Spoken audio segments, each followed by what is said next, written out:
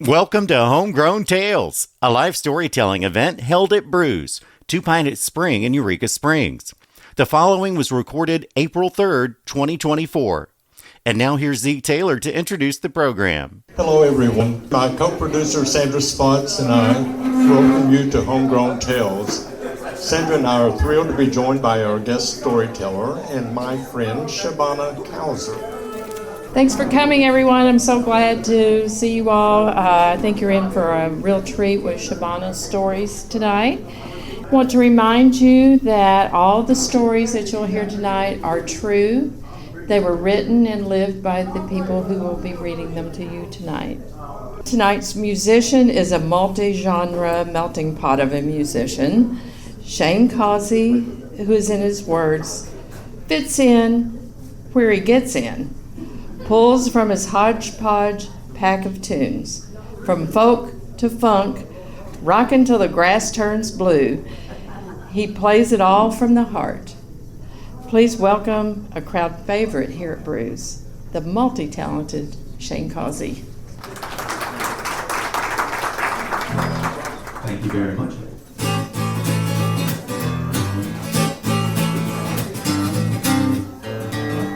Satisfy all my needs by your side. I am free, no need to run. You got my key. When I am with you, I never go without. Rocky ways smooth out.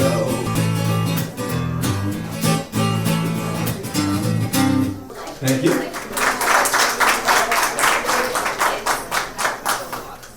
Let's hear it for Shain. He's great. Our first reader is going to be my friend and co-producer, Sandra Spotts.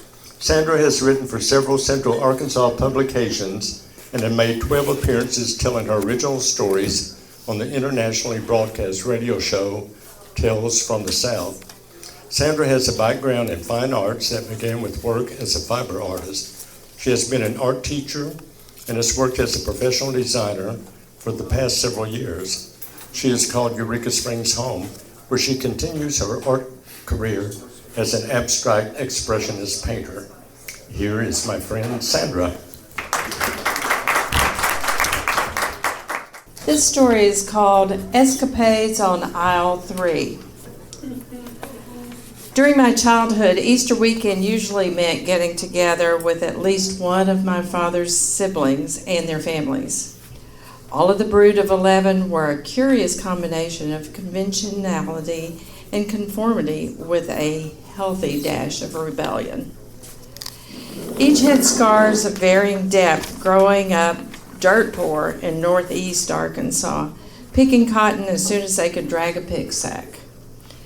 Their father was a tenant farmer inclined to harshness, and their mother was a hardworking, kind lover of literature who succumbed to the tuberculosis epidemic at an early age. Dry, self-deprecating humor and mischievousness served them well to soften life's blows. This particular year, when I was around 8, Aunt Fern and her enigmatic husband, Uncle Hoot, were coming to our house. Most of what I knew about the childless couple was that he was in business and sported a hat, a stogie, and a gruff voice. Only the gruff voice was allowed inside the house. She was a little different from her siblings, physically because she had dark curly hair, while the rest were blue-eyed blondes. I had the suspicion these differences made her feel a little special. What I knew about her was that she worked in an office and wore tailored suits and allowed her nieces to play in her scarves and hats. The duo arrived a bit early, which frazzled my meticulous mother. She had not had a chance to do the grocery shopping, so Aunt Fern, sister, and I, 2 girls that were always well behaved, went along. On the drive, Fern cautioned Mama that she should not spend very much or go to any trouble or buy lots of extras, which was exactly what my mother proceeded to do. Fern was jolly and happy to be with her seldom-seen nieces. Our mother was off in a tizzy, filling the cart with little extras, which my aunt deemed as unnecessary frills. She motioned her secret commando nieces into a huddle. When your mama isn't looking, we're putting a bunch of this stuff back. So as fast as Mama added the fancy items to the cart, they disappeared. Pickles, olives, pearl onions, embossed paper napkins, crackers and dips and jams were returned to their shelves to stifled giggles. They never made the trip to our dining room table. Our aunt took advantage of a grocery clerk's negligence by putting an idle price stamper to use. She showed us how to turn the little wheels on the stamper to create whatever prices we wanted. She led the way, repricing canned vegetables in a fury. Sister and I each took our turns randomly stamping. I had never seen an adult be quite this mischievous, and I had never felt such freedom. Cans of carrots and peas were suddenly selling for hundreds of dollars at the Safeway at 12th and Lewis Streets. A few years later, when I had entered my teens, we got the bad news that Aunt Fern was diagnosed with a terminal illness. Months later, I sat with my family at the funeral with tears streaming down my cheeks. My sadness turned to sweet memories of the lesson this lady had taught me. Being good and following the rules will get you through life, but the freedom and joy of occasionally being naughty will allow you to enjoy the ride.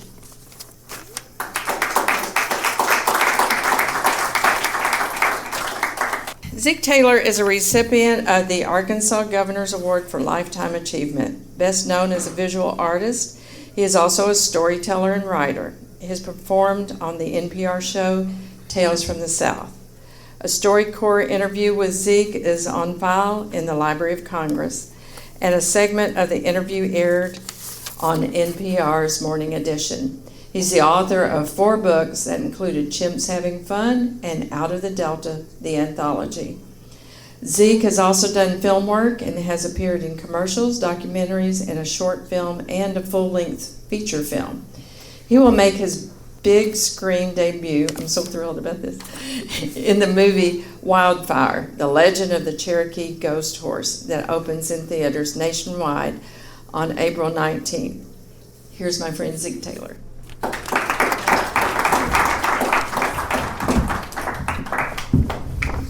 The hottest of dogs. In the small Delta town of Marmaduke, Arkansas, there was a grocery store, Crouch's, and it was a few doors down and across the street from our home. Every afternoon after school, my sister and I were each given a dime to go to the store and buy a Coke and a candy bar. We would take empty Coke bottles with us to trade for the full bottles. Without a trade-in bottle, we had to pay an extra 2 cents deposit on top of the nickel cost of the Coke. I thought it was fun to have my younger sister tell me what kind of candy bar that she wanted. She could not say Butterfinger. I asked her every day, and her answer was always the same, a Butterfinger. That amused me to no end. The store had groceries, was a gathering place for locals, and was located directly across the street from the town city hall and jail. The jail had been featured in the Arkansas Gazette newspaper as the only jail in the state with a cell that had a picture window adorned with homemade curtains. Crouch's Grocery, owned by Viola and Buzz Crouch, was the perfect place to watch comings and goings at City Hall and the jail. Viola was one of my mother's best friends, and she always treated the Taylors as family. She and Buzz lived in a nice large house that was catty corner from the store. Every week, Viola walked the block to my mother's beauty shop to get her weekly shampoo and sieve. Connected to the grocery store on one end was a service station. Connected to the store on the other end was a cafe complete with a jukebox and a pinball machine. The cafe had an entrance from the store. The food was home-cooked. The menu included open-faced beef and pork sandwiches, complete with mashed potatoes, gravy, and slaw. The meal cost 50 cents. I spent a lot of time and many nickels playing the jukebox and pinball machine in the restaurant. For several decades, my family went to Crouch's to buy groceries, eat in the cafe, get gas for the car, or to just visit. When I was 4 years old, my Aunt Betty and Uncle Leroy and my cousins came to visit my family. While they were there, my 6-year-old sister Cheryl, my 5-year-old cousin LaJean, and 4-year-old me decided to have a wiener roast. We took some hot dogs from my mother's refrigerator and took them to the backyard. We decided the best place to make a fire for the wiener roast was in a doghouse that my daddy had built for his bird dog, Old Tip. The doghouse was built inside a shed that was connected to the garage that housed the family car.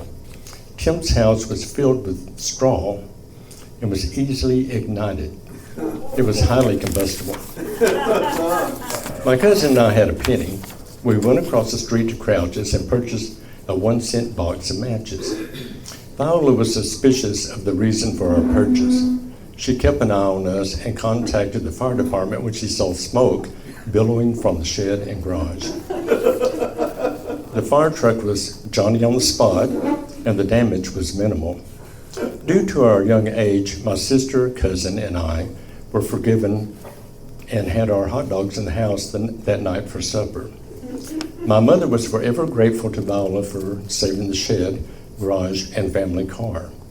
There were benefits to growing up in a small town. We watched out for each other. I no longer eat hot dogs.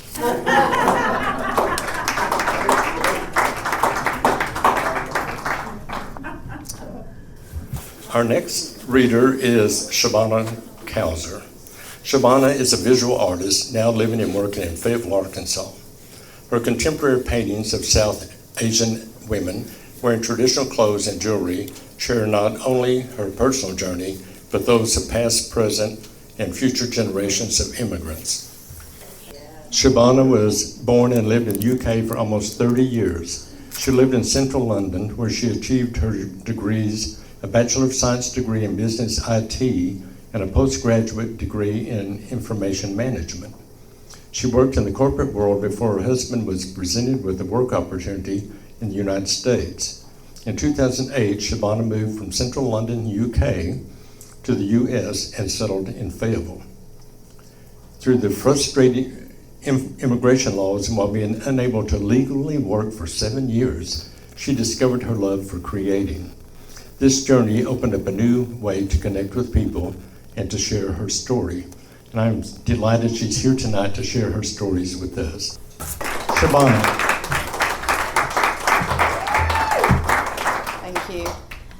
I've called this story Mean Girls, and I've changed names and details in the story. I've always wanted to say that, by the way. Born and raised in the UK with Pakistani immigrant parents, had its fair share of highs and lows. Grown up in the suburbs of London and in a predominantly white neighbourhood, racism came in all forms, shapes, colours and sizes. My experiences came from both sides of the fence, from never being traditional and conforming enough for the South Asian community, to you'll never be one of us from the Western world. The saving grace of growing up alongside 4 siblings, an ample amount of cousins, and a South Asian community was that we all faced that rejection often. So having a community there made a difference. I had the happiest childhood. That soon turned on its head when I hit my teens. The growing turmoil in my home life had been bubbling up for months. At age 17, I quit community college and began working full-time. It was a time in the UK where many around me did not get college degrees. Finishing community college and finding employment was normal. Retail work was the easiest to pick up. My first job was at a menswear shop in the next town, and it gave me some breathing space from family and community. Soon, due to family pressure and a need for change, I applied for jobs in my hometown. I eventually got offered a part-time contract with enough overtime available to give me full-time hours. It was a corporate retail chain for young, trendy women's wear. They had around 20 employees, all female, and maybe this would help to blot out my troubles at home. I was excited about working in a fast-paced environment. 2 other employees, Jane and Sarah, were hired around the same time as me. Our manager, Lucy, talked us through a training program that would be available to all of us. It would eventually progress us to a supervisor or management job. She explained how all 3 of us would be rotated around a list of tasks and learn on the job in order to complete the training. I was the only person of colour on this path. An all-female workplace, that was going to be a new experience for me. Some months in, and once the polite formalities wore off, I witnessed some interesting times. From watching girls trying to outdress one another at work, having nights out where at times some were excluded, racist comments, unnecessary energy spent on the unnecessary, it was all there. I declined events outside of work and decided to stay focused on the job. I took on as many shifts as I could. Taking extra hours wasn't an issue for me. My focus was to earn as much as I could and get myself out of a home life that was turning volatile. The harder I worked, the less opportunities I got. Jane and Sarah had soon rotated their learning around all tasks, and I had been fast-tracked into the management roles. My learning was on hold, as Lucy decided I had not mastered the stock room or the inventory room. Each time I asked for feedback and questioned when I would be learning other things, I was told I was not doing a good enough job behind the scenes and in the stock room. Let me define the task to you. I was unpacking clothes from boxes, placing them on hangers and attaching price tickets. Being capped and having to work this tedious task went on for months.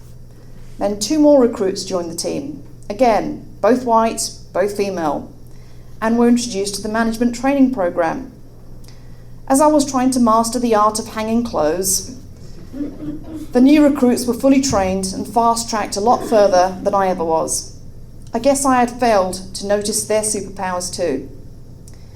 I had completed over a year, and I had realised no matter how hard I worked, I wasn't going anywhere. I could see this was a losing battle. Deep down, I knew my worth, and this wasn't it. I decided to revert back to my obligated contracted hours and found an additional part-time job. I also learnt that retail work was not going to pay me a great deal long-term, and I needed to look at other industries. Hopefully my part-time office job would open me up to far more. During the transition of my 2 part-time jobs and searching for opportunities elsewhere, Lucy had now decided to leave her job as the manager of the store and move on. I wasn't fazed by this either way. In came a new manager, Mary. One of the first things I noticed about her was her strong energy and work ethic. It shined through, and I connected with her. Mary was adamant on getting to know her team and to progress us all further. During our one-on-one formal meeting, I shared my progress and experience with her. She was mortified. She looked me in the eyes and apologised and promised to work with me to change that. I believed her. I thanked her. And at this stage, just appreciated her acknowledging me for me. My part-time job had now offered me a full-time job as a receptionist with a better salary. This employer saw my potential in a shorter space of time. I left the women's wear retail shop. I now worked for a corporate company that sold home improvements, and alongside women and men of all ages. Some were self-employed and from various backgrounds. I was surrounded by lots of hard-working people that were focused on results, a very different working environment.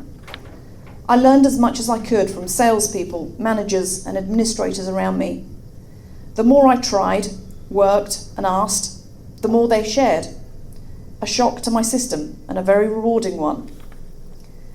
A couple of years into my new job, the hard work was paying off, and I progressed further. I was promoted to a brand new role in the company.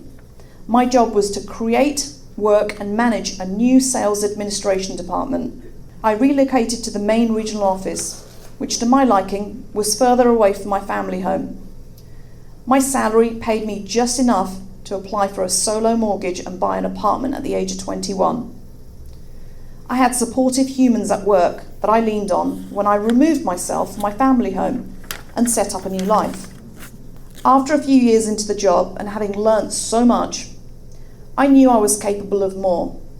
So I decided to study part-time in the evenings at a local college and obtain the relevant pre-qualifications to eventually apply for a degree.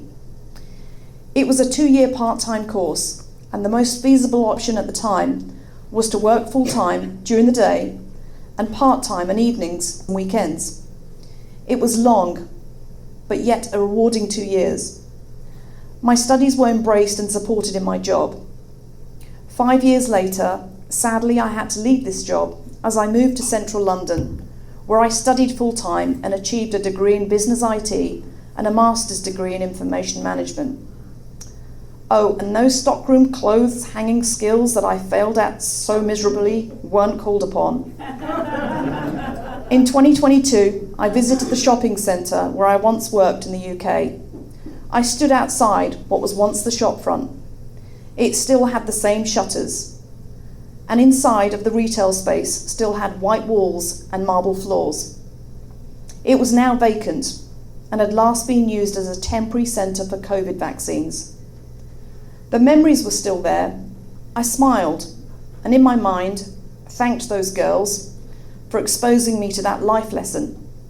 At a young age, it allowed me to realise I had to know my worth, even when others around me didn't.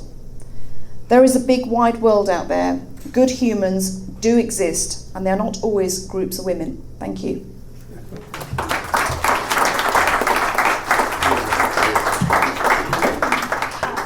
So we have another story from Zeek. Thanks again. So glad to see all of you here. No, I don't speak Spanish. During the 50s and 60s, cotton harvest in the fall brought interesting visitors to my little Arkansas Delta town. One of the local cotton growers who farmed hundreds of acres brought in migrant pickers from Mexico. The cotton farmer owned a couple of old school buses that transported the workers from south of the border to Arkansas to work during the 8 weeks of cotton harvest. The Mexicans, all men, worked for lower wages than we did. They picked for 2 cents a pound, $2 a 100 pounds. We were getting 3 cents a pound, and that equaled $3 a 100 pounds. The Mexican pickers were extremely hard workers. Often on the way to work, I would pass by a field where they were working. I could see from the amount of cotton in their sacks they had been picking since daybreak. The only thing that could delay an early start would be a heavy dew. Farmers wouldn't let workers start till the dew lifted. The moisture would have increased the weight of the cotton when weighed at the scales. The Mexican workers had a different method of picking than we did. We would drag our pick sacks draped across one shoulder, and we picked to the side. Many of the pickers from Mexico would straddle their pick sacks and drag the heavy bags of cotton between their legs. The Mexicans lived in shotgun shacks on the cotton farm. Housing was provided by the cotton grower. 10 or more men would live in 1 or 2 bedroom houses. The houses were called shotgun shacks because they were long and narrow, with one room directly behind the next. The doors were lined up in such a way that it was said you could shoot a shotgun through the front door and the shot would travel all the way through the house and out the back door. Most of the shacks were without indoor plumbing and had hand-drawn wells and outhouses. When I was a child, I was curious about the workers from another country. They were very different from the folks living in my area.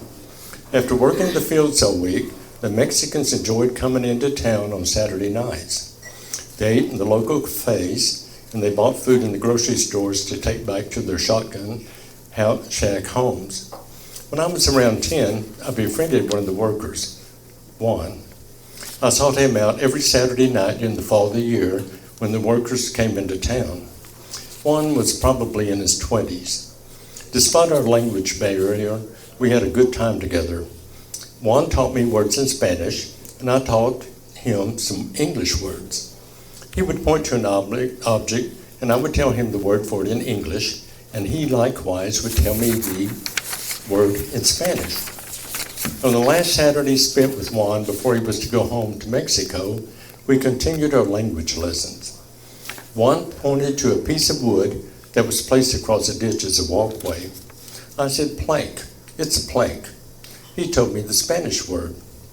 After he had left that evening, I worried almost to the point of obsession that I should have said board instead of plank.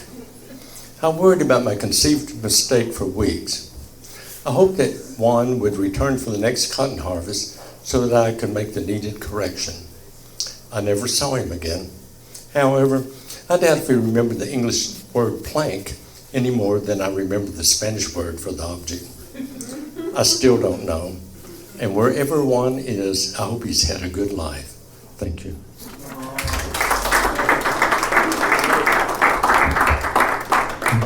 Thank you. And once again, I would like to bring to the stage my friend Sandra Spotts. This story is called Josie's Flock. My grandma, Josephina Maria Elizabeth, or Josie, loved God, her family, As the World Turns, 12:30 weekdays on CBS, and her chickens. Besides daily eggs and meat for occasional Sunday dinners, the most important gift Grandma's flock gave her was hours of viewing pleasure. She loved to watch them waddle across the yard as she giggled at their awkward butt wiggles and their occasional squabbles. Every January, the new Purina feed calendar was tacked on the dining room wall, soon to be filled with notes about family visits and payment due dates. Grandma ritually flipped through the months and red-circled a couple of exotic varieties of chicks she wanted to add purely for her entertainment. Her top-knotted Polish hens more than fulfilled their task, filling Grandma with constant delight, bobbing their feathery hats, and cackling like drunken church ladies. My brother-in-law Robert was much loved by Grandma. He began his career as chief chemist at a plant which made chicken TV dinners and had their own hatchery. His stock went up exponentially when he offered to have cold Leghorn chickens mailed to her. The anticipation was almost unbearable until the day finally arrived that the mail carrier brought the box of chickens to her front door. She never quite trusted nor understood these were indeed white Leghorns, since a genetic mutation caused their feathers to be black or brown, necessitating their removal. Robert patiently explained the process, all the while teasing, "Do you think your granddaughter married a liar?" All chickens arrived safely, and they eventually outdid themselves by growing larger than average and producing double yolk eggs, making Grandma especially proud of her babies. Spring rolled into summer, and summertime meant a week of fun for Sister and me at Grandma and Grandpa's house without parents. That gave lots of time for us city girls to help with the chickens. The Greyhound bus dropped us at the front door of their house, an antique repair shop on the highway, and we were glad to be free of the car-sick boy and his snuff-dipping grandmother that shared the ride. The hour ride had seemed like a lifetime. We flew into the arms of our loving grandparents. Soon came our favorite part of the day. I loved the scent of the dark, moist pump house, a combination of corn feed, oats, and motor oil. We filled our metal pipe hands with feed, then entered the chicken shed cautiously, wary of any cantankerous hens that resented our presence. Hens flew out squawking and flapping, narrowly missing our heads, terrifying us both. We checked nests and gathered a few eggs in our Folgers coffee cans. When we saw a pair of beady eyes staring at us, we backed out of the shed and called Grandpa. With swift efficiency, he reached under her, wrapped his hands around scaly legs, and removed the disagreeable hen while we grabbed the warm eggs. After the egg gathering, Grandpa led us to a small metal nesting box with several round holes cut in the side. He had filled the holes with straw and had several eggs and a bottle of laundry bluing in a box. He took out the cork and used it like a marker in those pre-marker days to draw stars, flowers, and suns on the eggs. He said, with blue eyes twinkling, "Now when these hatch, the chicks will have these drawings on them." I never doubted anything that Grandpa, a notorious teaser, had to say, but I never saw chicks wearing his designs either. Sister and I continued our duties by going to the pump house to fill our cans with feed. I took a deep breath to again fill my nostrils with the earthy, yeasty scent combined with the damp funk of the concrete floor, a smell that will forever remind me of my grandparents and their capacity for simple joyousness. We spread the feed and watched to see how close the hens would come to our sandaled toes, alert to the appearance of the mean rooster who liked to spar with children. I noticed Grandpa was walking toward the flock with the wire hook he had fashioned to grab the hen who had dared to become the plumpest of them all. In this yard, obesity was a capital offense. Apparently, Grandma had decided what was for lunch for Sunday dinner. Sister and I backed away toward the house when the shrieking and squawking began as our grandparents and the catch of the day disappeared behind the shed. Then there was the telltale thunk and then silence. Even though I knew they were farm kids and this for them was the way of the world, I never wanted to think too much about this side of my otherwise sweet and gentle grandparents. Sunday came and my parents arrived to pick us up. Grandma loved her chickens, but she knew also that my parents loved chicken pie. I tried not to think about it while I ate only my mashed potatoes. Today, Josie's great-granddaughter, my niece Molly, continues her legacy by maintaining a suburban flock. They give her eggs and lots of joy, but she promised them they will never give her chicken pie.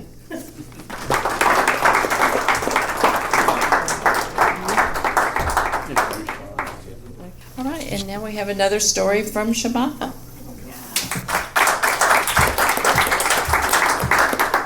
Okay, this one's called Lost in Translation. My husband and I emigrated from the UK to Arkansas about 15 years ago. I always get asked, what's it like moving from central London to Arkansas? Where do I start? My husband had already lived in Arkansas for 6 months with his job prior to my arrival here. We had visited the US and popular holiday destinations many times, but living here was going to be a different experience. My first several years in the US were fuzzy in many ways.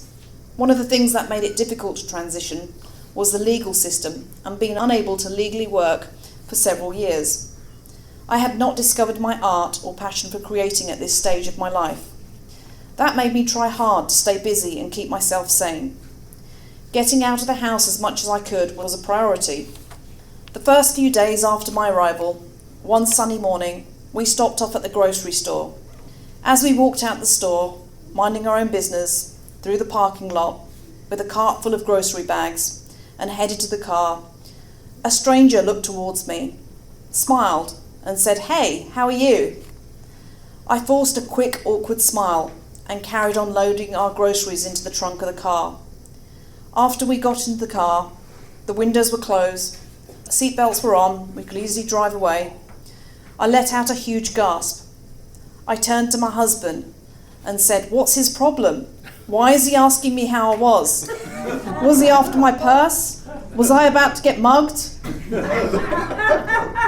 After my husband finished laughing, he explained, "They do that out here. Strangers occasionally talk to you, that's fairly normal." Well, that was a new concept. At times, the grocery store gave me something to do and got me out of the house. One cloudy afternoon, I decided instead of driving, I would walk there and back with my grocery bags in my hand.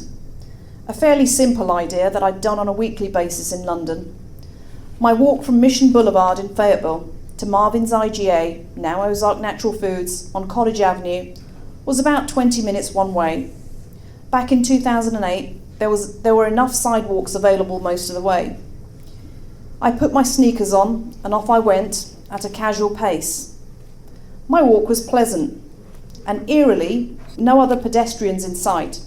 After a while, some concerned community members, in their cars, slowed down, stopped on the side of the road, rolled their windows down, politely called me ma'am, and asked me if I was okay and needed a ride somewhere. I guess that walking thing was rare. The following year or two, we went skiing to Utah. Not a sport or holiday that I naturally gravitate towards. My husband had skied many times before and was a confident skier. I had decided to open myself up to new experiences, and this would teach me a skill. Learning to ski from my husband clearly wasn't working for me. It seemed to bring out some interesting vocabulary. I was enrolled into ski lessons. Each year, I built my confidence and learnt about posture, balance and technique. After a few years, I had advanced from green slopes to blue ones, and one afternoon an instructor took a class of the two of us onto the slopes. The other student was an American lady, close to my age and skiing experience. Our instructor was retired and taught ski lessons as a passing hobby and for retired income. At the start of the lesson, he told us he was a little hard in hearing in one ear, and at times we would have to speak up. So mental note taken. If I fell down a slope, I would need to yell harder than I usually do.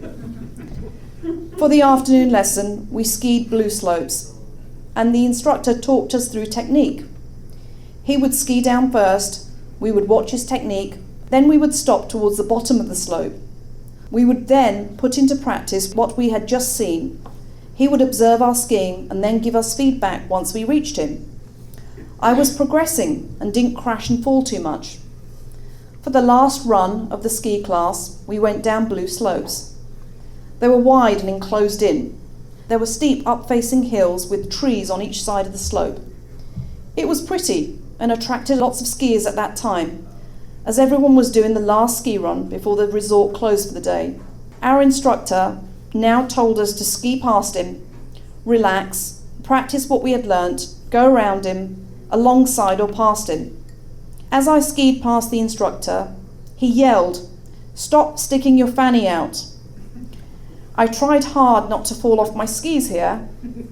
I carried on skiing in large S shapes, practicing my turns and focusing on posture as the instructor had taught us, and down this white slope. A few more S shapes later, he gave me more feedback as I skied past him. "You're sticking your fanny out again." I was hesitant to yell back at him, as he may not hear.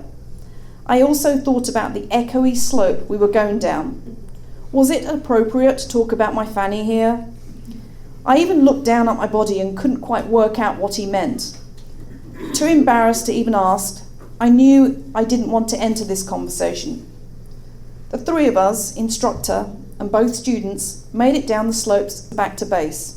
The lesson was fun, even though I was confused and slightly thrown off course. We packed up our skis, loaded them onto the car. As we drove back to the rental house, through the pretty scenic hills covered in snow, I thought about the afternoon. I decided I'd talk to my husband more when we got back to the house to relax for the evening.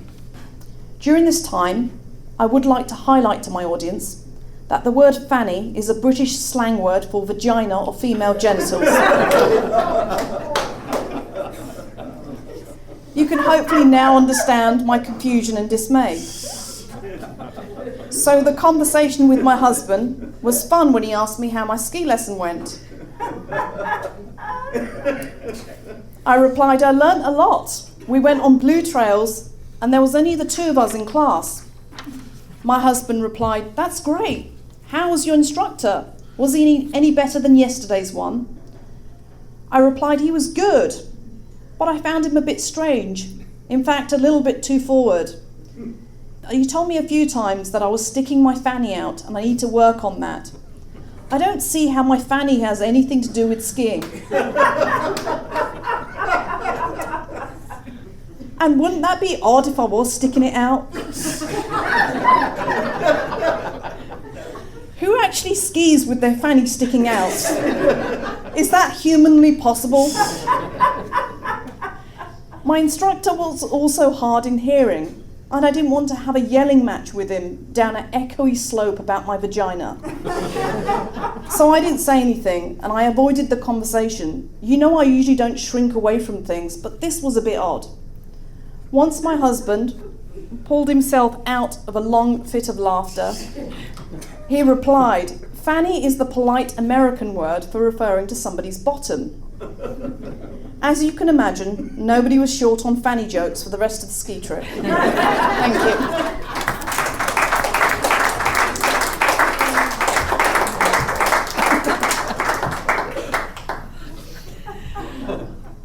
Well, we're so glad that you all came, and we hope that you will come more often and join us for Tales. Our next tale will be in June. We usually run every other month, June 5th, and that will feature Deezy Rife from Bentonville and Bews' own John Rankin. And our guest musician will again be Shain Kausey. So please come and join us. Thanks again, everyone, for coming, and thanks for Bews for giving us this lovely spot to have the show. Thanks again for coming. You've been listening to Homegrown Tales, a live storytelling event held at Bews, 2 Pinted Spring in Eureka Springs. Join us again next time for more Homegrown Tales.